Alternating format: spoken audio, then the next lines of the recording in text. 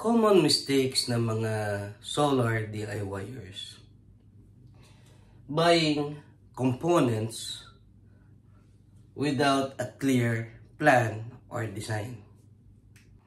Hi, I'm Hinebra guys, a registered master electrician and a solar sales consultant.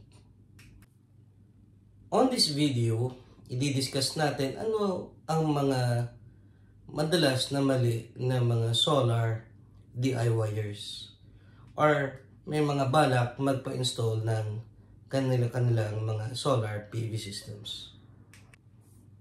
And ang isang madalas na mistake ay ang pagbili ng mga materyales, components ng solar PV system na walang malinaw na plano. Bibili ng battery muna o kaya bibili muna ng solar panels. Tsaka magtatanong na lang, ano ba nararapat na size ng solar panels o ng batteries o ng inverter o ng solar charge controller. Even the wires and circuit breakers. At dahil dyan, nagkakaroon tayo ng mga problema. Maaaring hindi tama ang sukat ng ating mga solar charge controllers compare sa ating solar PV panels.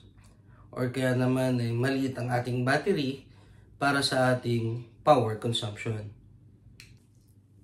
So, paano nga ba ang tamang proseso ng pagdidesign ng solar PV system? So, for this topic, ang i-discuss ko ay more on off-grid system. No? So, paano nga ba dapat?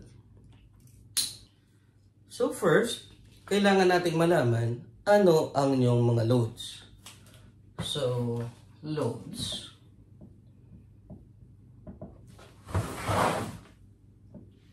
Example, ilaw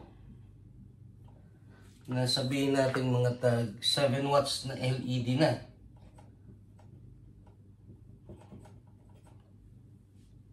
Okay, sabihin natin na mga 4 na piraso na lang para sa isang maliit na kubo.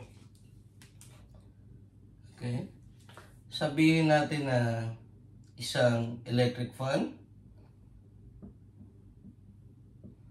So, usually, ito ay may 60 watts. Sabihin natin isang piraso na lang.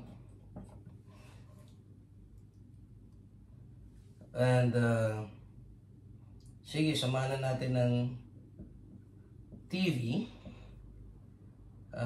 Let's say, 60 watts na rin. So, 1 piece. So, ito ang ating loads. Ngayon, dahil tayo ay gagamit ng batteries, kailangan natin i-consider ang utilization. Ilang oras ba natin gagamitin ang ating appliances per day?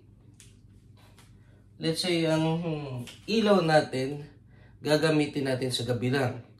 So, usually, 6 naman ay madilim na. So, let's say, from 6, so 7, 8, 9, 10. 4 hours, gagamitin natin. So, 4 hours. Ang electric fan, so, depende sa inyo kung paano nyo gagamitin. So, sabihin natin na sa gabi. So, kapag matutulog na tayo, from 6 ng gabi, habang nanonood ng TV, matutulog hanggang kinabukasan. So, from 6 to 6, so, 12 hours. Then, TV, sabihin natin nagtitipid talaga tayo para maliit lang ang ating system. Sabihin natin 4 hours lang din, from 6 to 10. So, 4 hours lang. So, mas matagal natin gagamitin ang ating home appliances ay meron tayong mas mahaba na mas malaking battery capacity na kakailanganin. So, kakabit nun ay magkakaroon tayo ng malaking solar array din. Okay? So, from our example, 7 watts times 4 So, times 4, tayo magkakaroon ng 28 watts. So, 60 times 1, 60 watts. 60 times 1, 60 watts. Okay, nakakasunod po ba? So, bakit natin minultiply? Dahil 4 na piraso na 7 watts, magkakaroon tayo ng 28 watts total. Okay?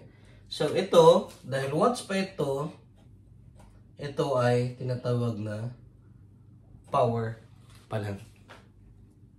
Okay? So, from here, meron na tayong power. Pwede nating i-total lahat yan. So, 28 plus 60 plus 60, tayo ay mayroong total of 148 watts. So, how about sa utilization? So, 28 watts times 4 hours. Ito ay magkakaroon ng 112 watt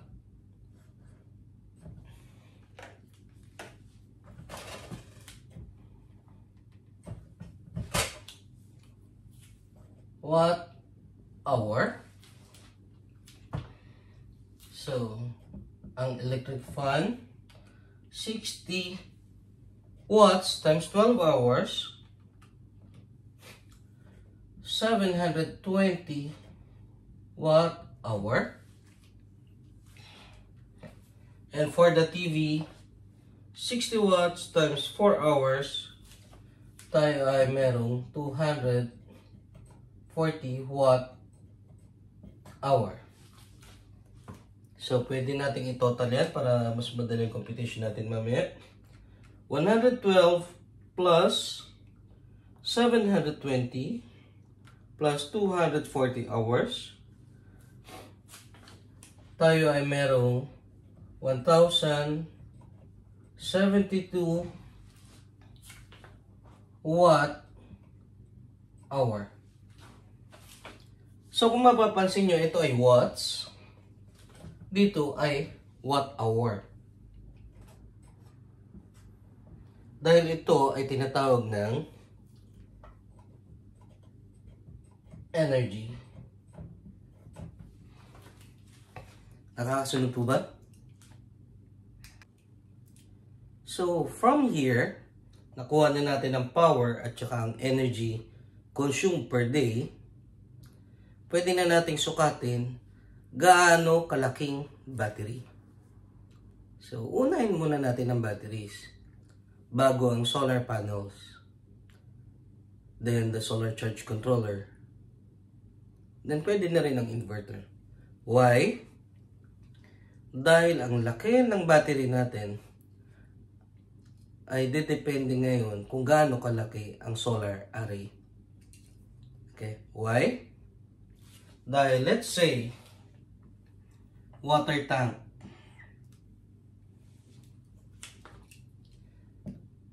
Let's say, ang battery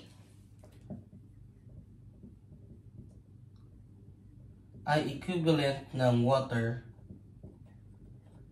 tank.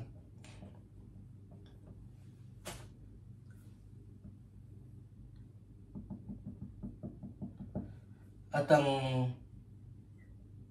water ay ang power capacity or power available. Available na power na meron tayo. And the size